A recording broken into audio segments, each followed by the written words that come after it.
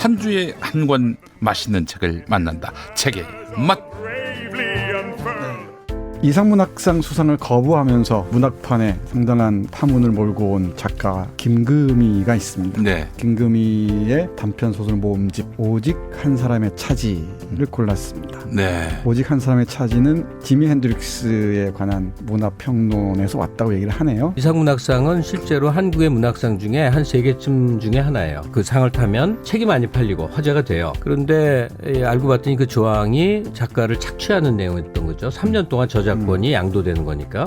출판권은 양도가 될 수 있지만 저작권은 양도라는 게 원래는 있을 수 없는 거거든요. 저작권은 천부적인 거 아닙니까 사실? 근데 작가들이 20몇 년 동안 다 그걸 감수해 왔는데 이번에 이상문학상에 선정된 여러 작가들을 우수상으로 선정하는데 3작가가 거부를 한 거죠. 네, 김금희를 포함해서 최은영, 이기호. 내가 설령 이 유명한 상을 포기할지라도 저작자에게 불리한 이 조항을 감수할 수는 없다라고 용기를 냈고 네. 이게 굉장히 큰 반향을 불러일으켰어요. 네네. 사실은 없는 집안끼리의 싸움이에요. 출판사나 문학책 내는 데들은 참 영세하죠. 네. 그러니까 거대 자본의 착취 이런 각도로 보시진 많은데 네. 이게 잘못된 관행은 틀림없거든요.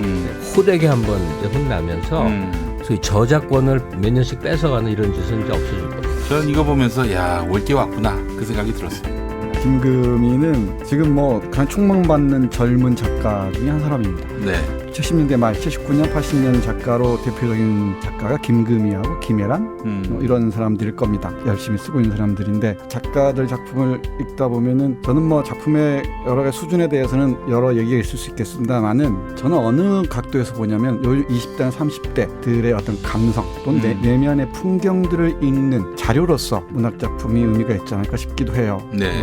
오직 한 사람의 차지에 뒤에 실려 있는 그 문학평론가 백지연의 말을 빌면은 김금희를 두고서 과거의 상처에 붙들린 인물들의 고독한 마음을 읽어낸다고 얘기하는데 네. 그 고독한 마음의 이면들을 이 소설을 통해서 읽을 수 있지 않을까 그런 생각을 합니다.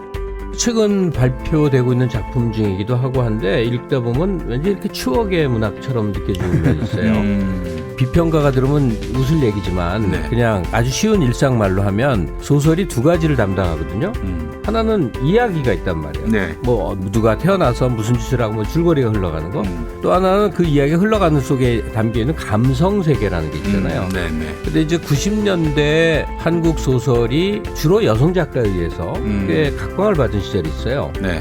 여성의 섬세한 감성, 내면의 상처 이런 것들이 버무려져서 한동안 꽤 우리가 이름 익숙하게 아는 작가들이 큰 활약을 했거든요. 근데 그런 거에 비해서 우리 문학에는 이제 서사성, 재밌는 이야기, 기발하고 상상을 뛰어넘고 이런 생각을 하는구나 해서 해외에서 각광받는 약간 대중문학에 가까운 수천만 부가 팔리는 그런 문학 세계가 우리에겐 굉장히 결여돼 있다. 이제 이런 지적들을 많이 하는데 어쨌든 김금희 씨의 문학 세계는 한국인들에게 특유하게 막 파고 들어가는 섬세한 감성의 세계더라 이거예요. 네. 이번 작품집에 등장한 것들도 대부분 이야기성이라는 건 거의 없다고 해도 좋아요. 체스의 모든 것 같은 거라 하더라도 한 여성이 그냥 대학 선배를 네. 쳐다보는데 그 선배의 그냥 그 심리적인 방황들 이게 처음부터 끝까지 묘사되어 있거든요. 그래서 고립된 자의 공허한 넋두리 같은 그런 문학 세계가 한국 문학의 한 영역인 것 같긴 해요.